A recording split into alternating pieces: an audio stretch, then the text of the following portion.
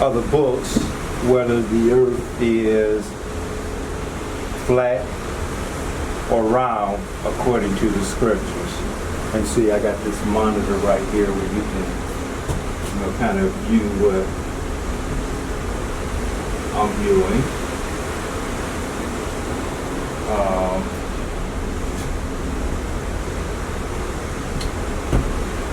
So what I'm doing right now is called a Bedford, a variation of a Bedford leveling experiment. And according to the heliocentric model, every, I guess, 3 to 6 miles, you're supposed to see a curvature of the earth. So we on the side of the ship.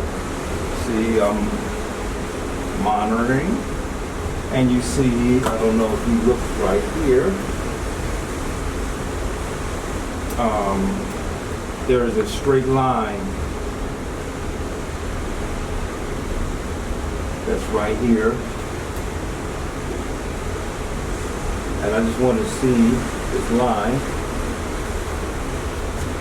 if it stays straight.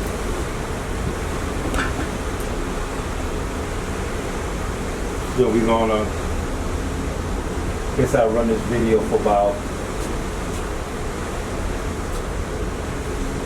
maybe about 20 minutes, 30 minutes. I mean, I'm pretty sure you can do on this ship. This ship is kind of moving kind of pretty fast. I'm pretty sure that we can do 6 miles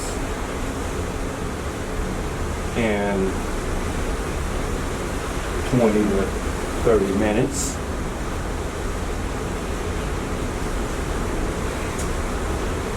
No change.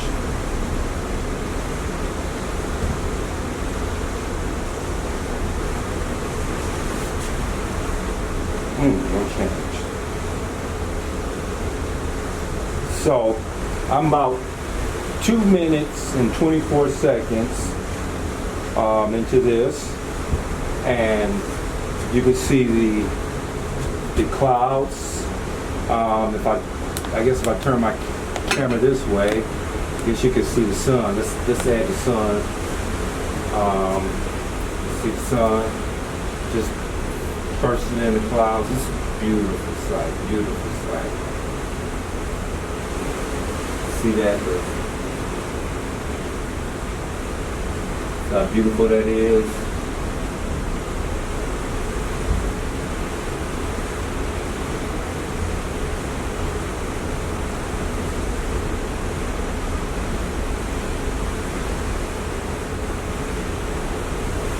So we looking like,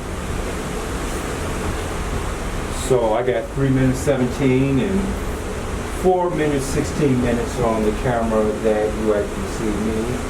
So you figure maybe a minute differential, and the time of me setting up, putting the monitor in front of you so that you can view the same view that I'm looking at. Man, this is awesome. You see the way that sun is got that little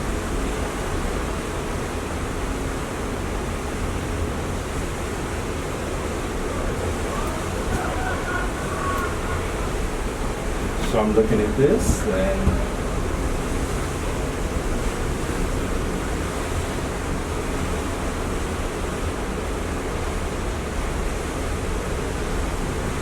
got a couple brothers at the congregation, and I know, of course, Dr. Howard, he's gonna really love to see this. You know, we went to the Bahamas in December, and I had just the one camera, this 80D right here, and I filmed was on the ocean just like I am. As a matter of fact, I'm on another Carnival cruise, leaving from the same dock that I left from to go to the Bahamas. I was on the Liberty. This time I'm on the Elation, and what we see.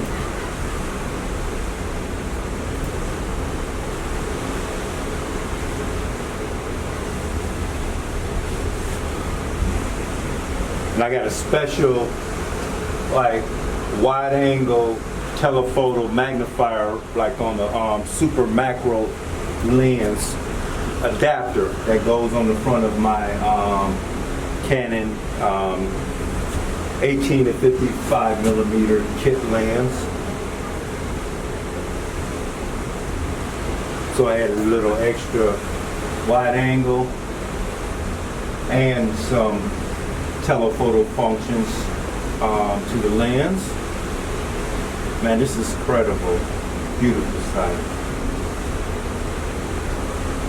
It's kind of at the point where I guess they would call this dawn. Just before, it's not night yet, but you can see it's the sun's getting behind the clouds.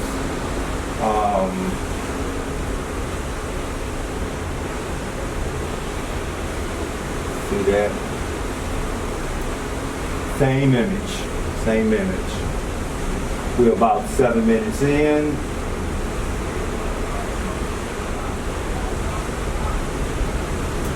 What was so interesting, I spent yesterday in Orlando, not knowing, you know, that I was going to see the actual rocket launch.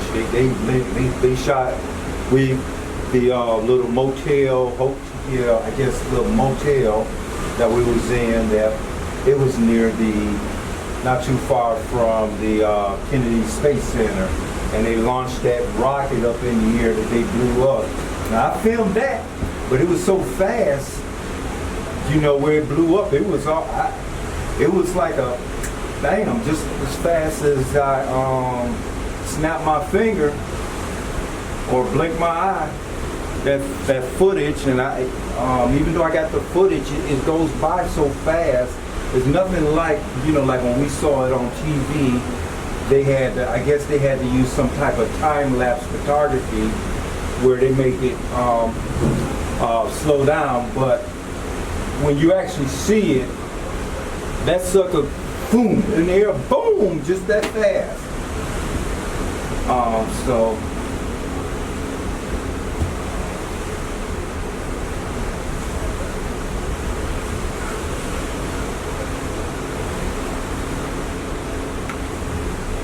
So we about 7 minutes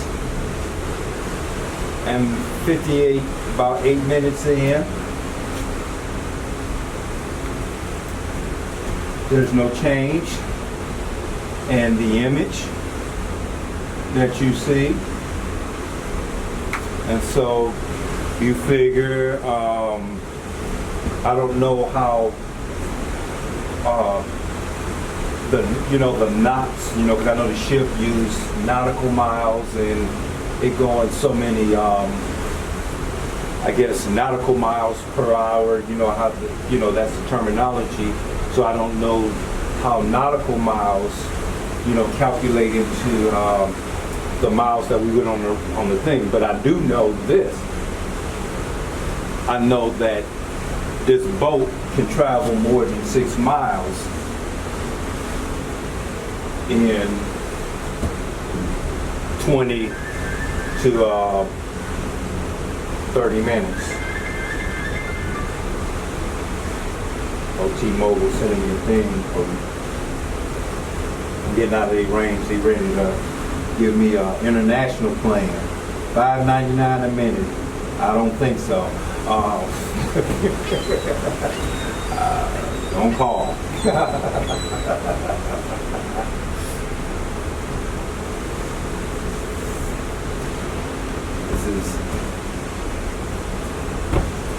So I'm going to put this, but I'm also going to, this actual footage is actually going to be on YouTube as well.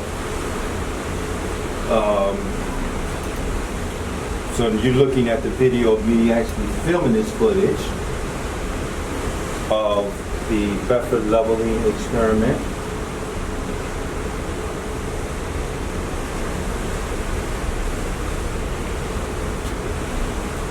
Hold on for a second. Hey, Christina, can you do me a favor? Can you hand me my fanny pack?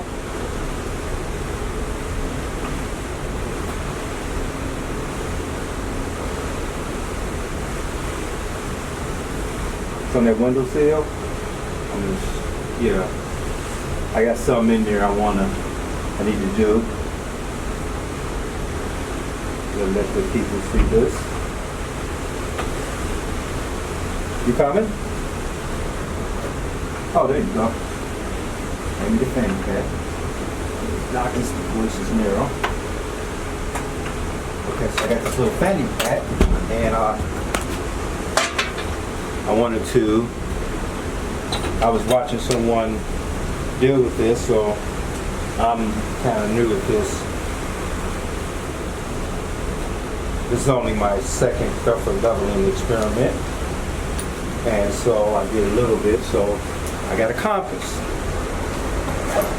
And, you know, the guy was showing me some with the compass, and my compass that I got, a little expensive compass, and wow. So the guy, I was watching this guy, and he was basically saying, okay, so according to the compass, let me see if I did it. If I turn this compass, it always look like, so we heading this way. So I'm gonna point, see where the north is. So according to this compass, we're heading east. In fact, the guy that he was talking about, I was watching some video, a guy was talking about a flight that someone flew around the world, and they were all, you know, when they was in their compass, it looked like they were going east all the time. So the video that the guy was showing, the person flying east, line up with the traveler. So interesting.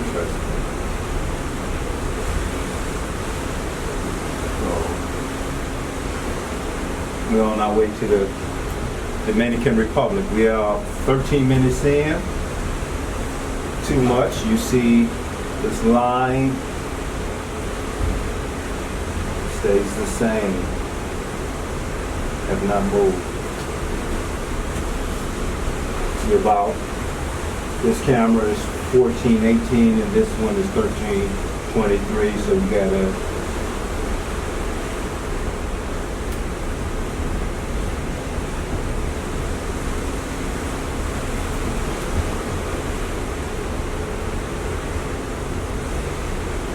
one of the things about the biblical cosmology, a lot of the verses that is dealing with the whole biblical cosmology is in the book of Enoch, and the average Christian and believer has pretty much been discouraged from reading the book of Enoch, just like the books of the Apocrypha, and you got chapters that was removed, like the 29th chapter of the book of Acts, which they call the Sinini manuscript, named after the man that went and that Louis the 16th sent the guy named Sinini to get the manuscript back from the Ottoman Turks, that it was in the library of Constantinople. It wasn't even lost. It was tucked away nicely in the library. And the Constantinople fell to the Ottoman Turks, and the French sent Sonini to go buy the manuscripts back because it was under the Muslim control. And it gives more details of Paul's missionary journey You know, I done some videos on it maybe a little over a year ago, but I'm going to be later on. I got some more revelation concerning that. So sometime this year in 2020, I'm going to do the Acts 29 remix. And we're gonna get into the Samini manuscripts more in depth.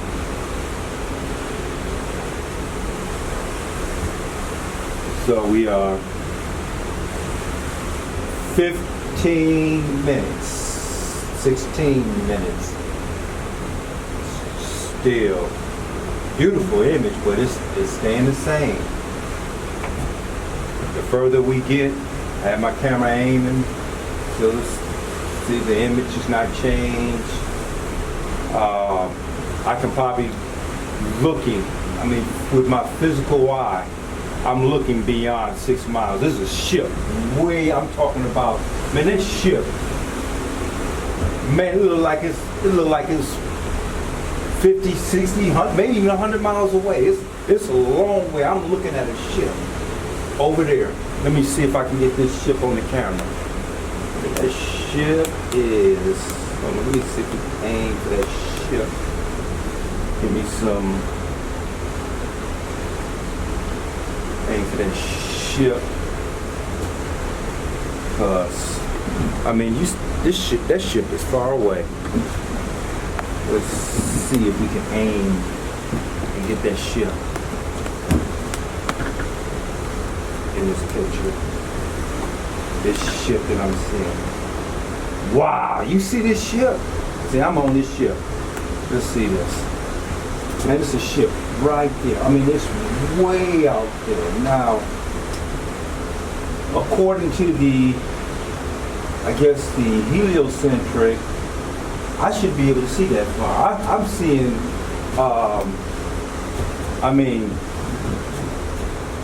I'm seeing distance that you, way beyond 6 miles. So this is interesting.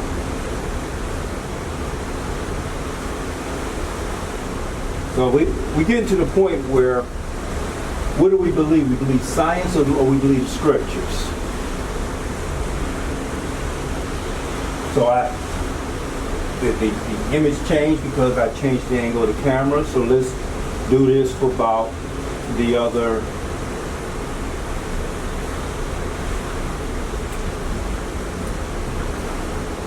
Let's keep this ship. You see this ship?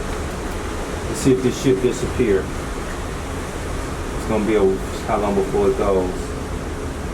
It's getting kind of darker outside.